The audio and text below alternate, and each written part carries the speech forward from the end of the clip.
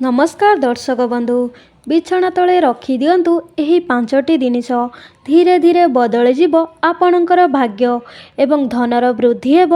हिंदू धर्म रे वास्तुशास्त्र को बहुत महत्व दि जाइछि। एही वास्तु आम घरर सकारात्मक एवं नकारात्मक ऊर्जा को नियंत्रित करिथाए। घरर अन्य रूम भली बेडरूम भी वास्तुर नियम अनुजाई हेबा दरकार, कारण बेडरूम रे आमे अधिक समय बिताई थाऊ। ଯେଉଁଠି ଆମେ ଶୋଇଥାଉ ଏହି ବିଛଣାରୁ ବାହାରୁଥିବା ऊर्जा ଆପଣଙ୍କ ଜୀବନ ଉପରେ ପ୍ରଭାବ ପକାଇଥାଏ। ତେବେ ଆଜିର ଏହି ଭିଡ଼ିଓ ମାଧ୍ୟମରେ ଆମେ ଜାଣିବା ଯେ ବିଛଣା ତଳେ କେଉଁ ସବୁ ଜିନିଷ ରଖିବା ଦ୍ୱାରା ଶୁଭ ହୋଇଥାଏ ଏବଂ ଯାହା ଫଳରେ ଭାଗ୍ୟର ପରିବର୍ତ୍ତନ ଆସିବା ସହିତ ଧନ ମଧ୍ୟ ବୃଦ୍ଧି ହୋଇଥାଏ।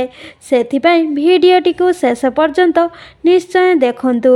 ତା ପୂର୍ବରୁ ଏହି ଭିଡ଼ିଓକୁ ଗୋଟେ ଲାଇକ୍ କରିଦିଅନ୍ତୁ ଏବଂ ଆମ ଚ୍ୟାନେଲକୁ ଯଦି ସବସ୍କ୍ରାଇବ୍ କରିନାହାନ୍ତି ତାହେଲେ ସବସ୍କ୍ରାଇବ୍ କରିଦିଅନ୍ତୁ।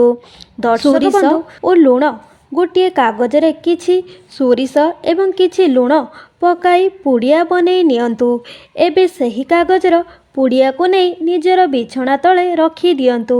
ଏହିପରି କଲେ ଆପଣଙ୍କ ବୈବାହିକ ଜୀବନରେ କାହାରି ନଜର ଲାଗିବ ନାହିଁ। ତା ସହିତ ଯେ ଅବିବାହିତ ଅଛନ୍ତି ଯଦି ଏହାକୁ ବିଛଣା ତଳେ ରଖିଲେ ବହୁତ ଶୀଘ୍ର ମନ ପସନ୍ଦର ଜୀବନସାଥୀ ମିଳିଯିବ। ନମ୍ବର 2 ଷ୍ଟିଲ୍ ଛୁରୀ। ଯେଉଁ ବ୍ୟକ୍ତିଙ୍କୁ ରାତିରେ ଖରାପ ସ୍ୱପ୍ନ ଆସିଥାଏ ତାଙ୍କର ବିଛଣା ତଳେ ଷ୍ଟିଲ୍ର ଛୁରୀ ରଖିଲେ ଖରାପ ଶକ୍ତି ପାଖକୁ ଆସିବ ନାହିଁ ଏବଂ ରାତିରେ ଖରାପ ସ୍ୱପ୍ନ ଆସିବା କମ୍ ହୋଇଯାଇଥାଏ। ଏହାର ଦ୍ୱିତୀୟ ଫାଇଦା ହେଉଛି କୌଣସି ପ୍ରକାରର ଯାଦୁ ତନ୍ତ୍ର ଏବଂ ମନ୍ତ୍ରକୁ କାଟୁ କରିବାକୁ ଦିଏ ନାହିଁ। ମାନେ ଯଦି ଆପଣଙ୍କୁ ସନ୍ଦେହ ହେଉଛି କି ଆପଣଙ୍କ ଉପରେ କିଏ ତନ୍ତ୍ର କରୁଛି ତେବେ ଏହି ଛୁରୀକି ତକିଆ ତଳେ ରଖିଦିଅନ୍ତୁ। ଦେଖିବେ ତନ୍ତ୍ର ମନ୍ତ୍ରର କୌଣସି ପ୍ରଭାବ ପଡ଼ିବ ନାହିଁ। ନମ୍ବର 3 ଗୋଲାପ ଫୁଲ। ବୁଧବାର ଦିନ ପୂଜା ସ୍ଥାନରେ ଗଣେଶ ଭଗବାନଙ୍କୁ ଗୋଲାପ ଫୁଲ ଅର୍ପଣ କରନ୍ତୁ ଏବଂ ଗଣେଶଙ୍କର ଚାଳିଶା ଜପ କରନ୍ତୁ। ଏହାପରେ ଗୋଲାପ ଫୁଲକୁ ନିଜ ବିଛଣା ତଳେ ରଖିଦିଅନ୍ତୁ। ଏମିତି କରିବା ଦ୍ୱାରା ଆପଣଙ୍କର ସବୁ ଦିନ ଭାଗ୍ୟଶାଳୀ ହେବାକୁ ଲାଗିବ ଏବଂ ଆସୁଥିବା ଅଘଟଣ ସବୁ ଦୂରେଇ ଯିବ। ନମ୍ବର 4 ମୟୂର ପଙ୍ଖ।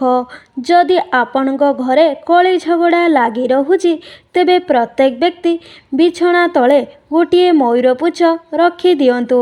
ମୟୂର ପୁଚ୍ଛରେ ସକାରାତ୍ମକ ଊର୍ଜା ଭରି ହୋଇ ରହିଥାଏ।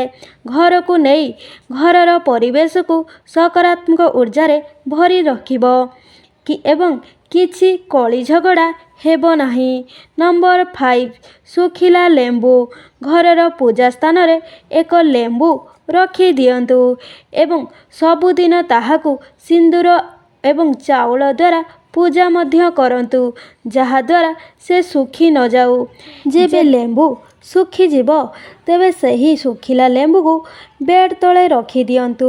ଏଠାରେ ଶୁଖିଲା ଲେମ୍ବୁ ଏକ ସୁରକ୍ଷା କବଚ ଭଳି କାମ କରିଥାଏ।